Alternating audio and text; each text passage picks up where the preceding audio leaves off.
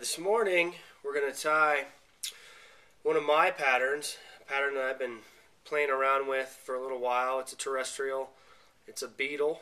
I tie one very similar in an ant, various sizes as well. But we're going to do the beetle this morning. It's a black beetle.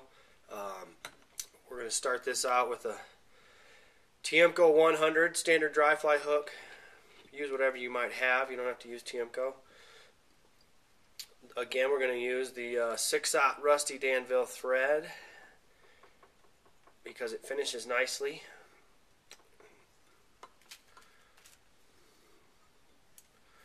And you're going to need some closed self foam.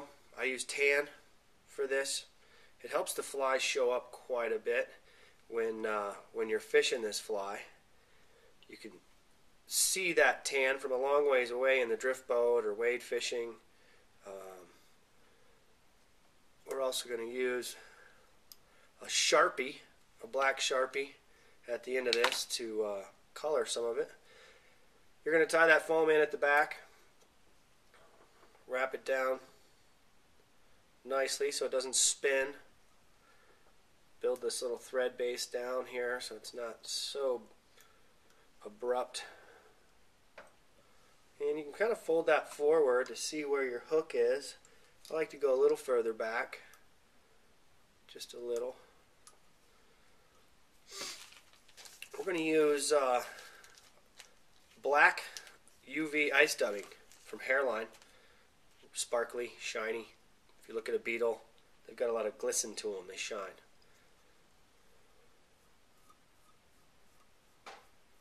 Beetles are super important on a lot of rivers.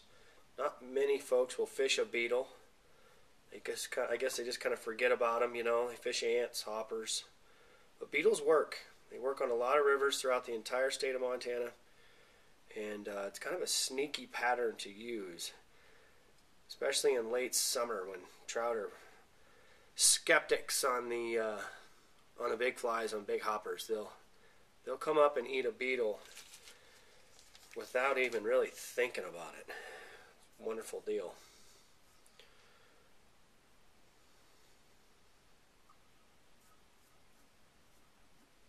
Spin that dubbing on. I don't use dubbing wax very often. Alright, we're going to go about 3/4 of the way to the eye of the hook. So we're going to need room to tie in our wing and our legs. And we're going to go ahead and go all the way up to the eye and come back. You're going to fold that over, that foam, wrap around it. Be careful not to wrap too tightly too early. You want to build a little bit of a base where you can cut the foam, which is a real pain in the butt, because then you have to start your fly over. Now you can see how that tan back on the beetle really is going to show up quite nicely from the drift boat. Wrap forward, giving yourself 1/4 inch of space, maybe 1/8, somewhere in there.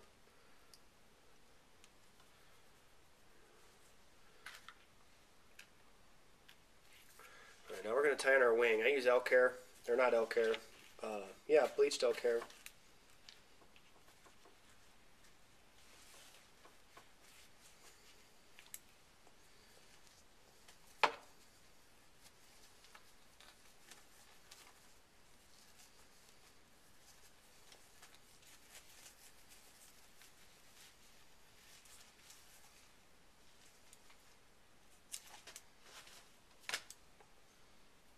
I like to blow out that fur, that under fur. Also helps blow out any loose pieces.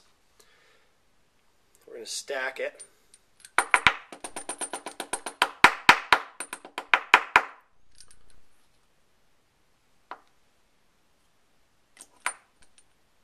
And don't cut this too short, you know.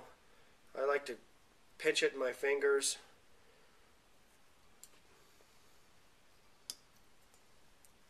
Hold that in and flare it. Sometimes right here, or most times, I'll take a little head cement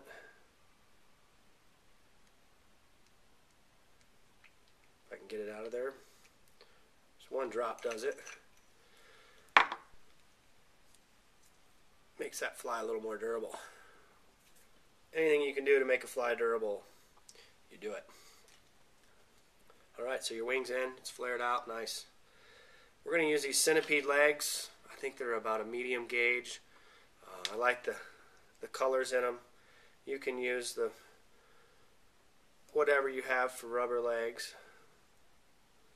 These are orange and black. I'm going to Madam X those on both sides.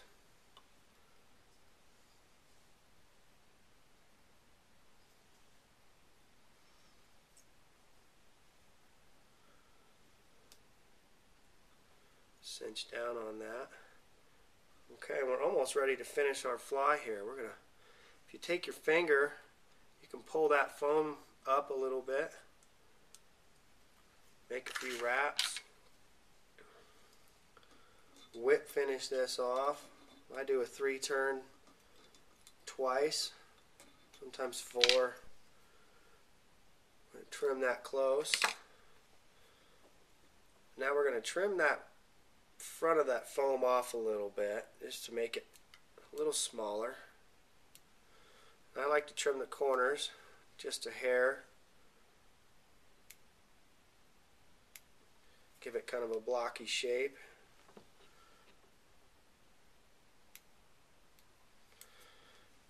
Okay, now comes the time for the Sharpie. Take your Sharpie and you're just going to color the underside of that black. And even those edges. And that just gives this fly a little darker appearance underwater. It's going to rest a little underwater, which is good.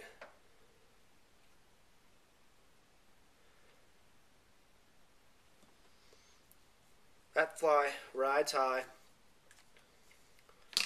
floats for a long time, and the trout eat it.